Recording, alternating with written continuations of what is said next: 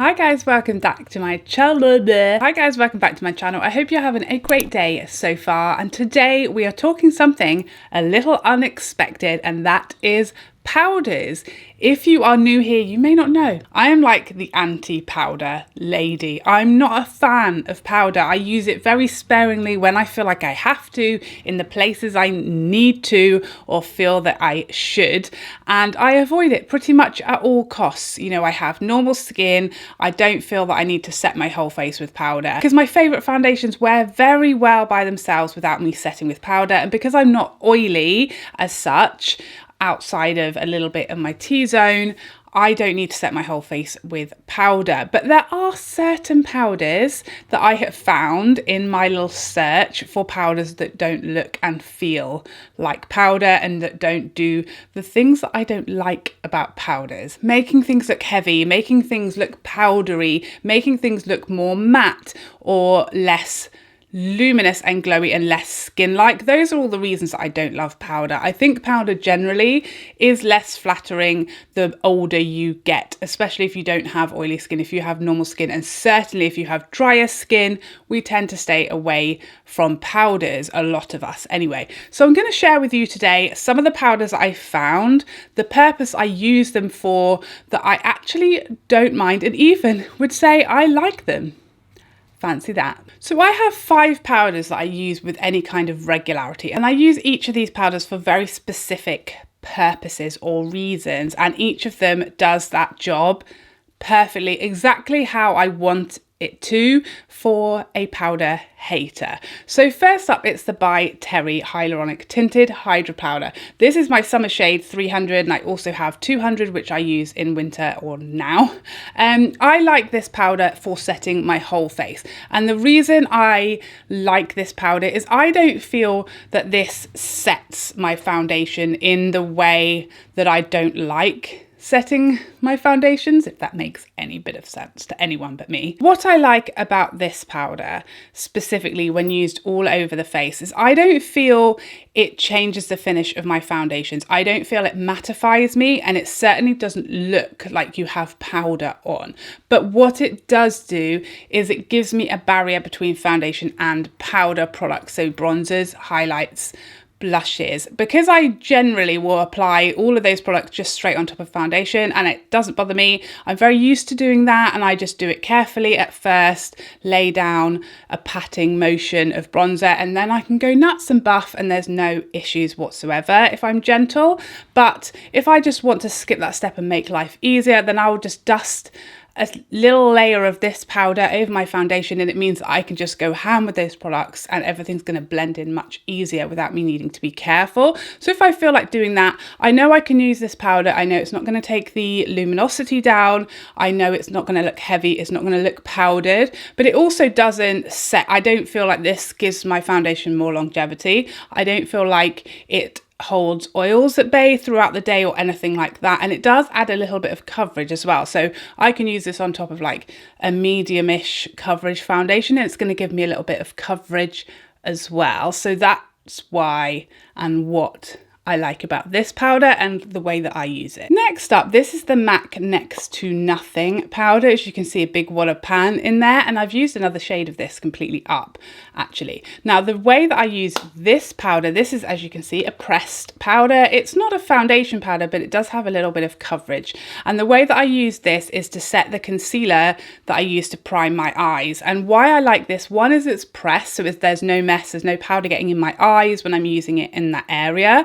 And 2, it's very smoothing. So it does set my concealer down very well with no creasing. It gives coverage so that my eye looks completely perfected before I go in with eyeshadow.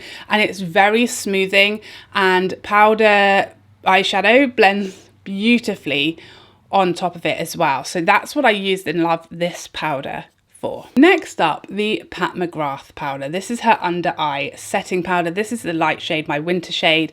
I also have this in my summer shade, which is the medium, and I love them both. I just use whichever depending on where my skin tone is at.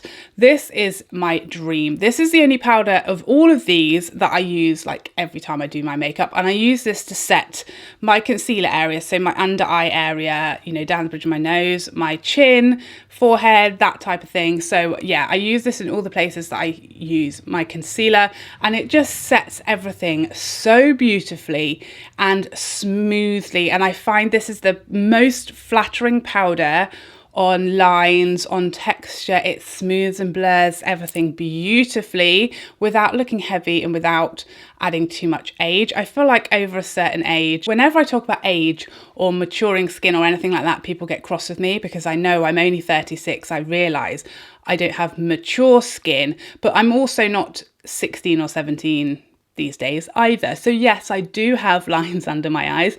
I do have signs of aging around my mouth and things like that. I certainly don't have the same exact skin and all of that I did when I was 20. So yes, I do have more mature skin and I do have aging skin. Well, I guess we all have aging skin. And yeah, this certainly smooths things, perfects things without aging me too much. I feel like any powder, in fact, anything under the eyes is going to age us versus nothing. But this is the one that I found that just makes that area look the most smooth without adding too much aging or heaviness to that area. You can use it very lightly.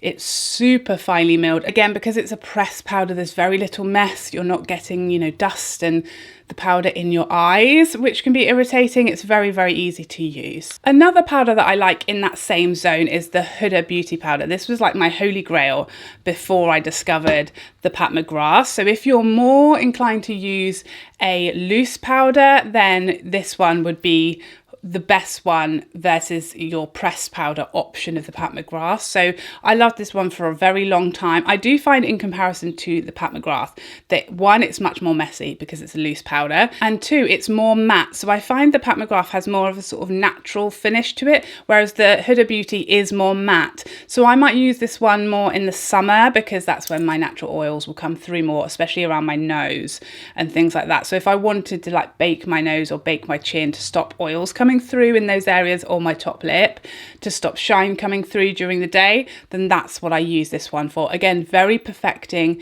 very finely milled, very smoothing, but I do find under the eyes this one adds more age than the Pat McGrath one does, but it does have pros and cons between the two as well. And last but not least, a powder that I like that actually does really set my makeup and does stop oil coming through, and this is the Mer powder. This is my most recent discovery as far as powders that I love. Now this is a mess. This will really get out there. This one really does get up into the atmosphere. It is a dusty, powdery, very light powder, but that's why it's super nice to set with, because one, it does actually, I do feel like this adds longevity and it does stop oils coming through. So if I'm feeling I'm using a very glowy foundation, like for example the Chanel Beige hydration foundation, that one gets like too shiny on me quite quickly, and so if I set that one down with this, it doesn't take that beautiful finish away, but it does set it down so it doesn't get shinier and shinier throughout the day. It kind of holds it where it is, and it just never looks heavy or powdery. It just always looks seamless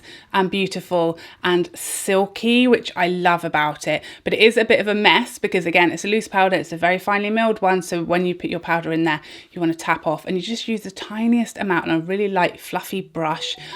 I use my Rapha powder brush and it's just perfect for laying down the finest little layer, and everything will blend beautifully into it, and it will just hold your oils at bay while giving you a non-powdery look to your skin. And it certainly doesn't age me or add texture or enhance texture or lines or anything like that. It really does look very beautiful and seamless and invisible on the skin. And because this one is translucent versus say the Terry. It gives me that option that I can use this without changing the color of my foundation or the appearance or adding coverage. It's just going to be a dusting that sets that down and holds my foundation in place. So there you have it. Those are 5 powders that me, of all people, a powder hater, has grown to enjoy at times and like, and actually be willing to use. If you have a similar feeling about powders to me, please let us know of any powders that you've found that really work for you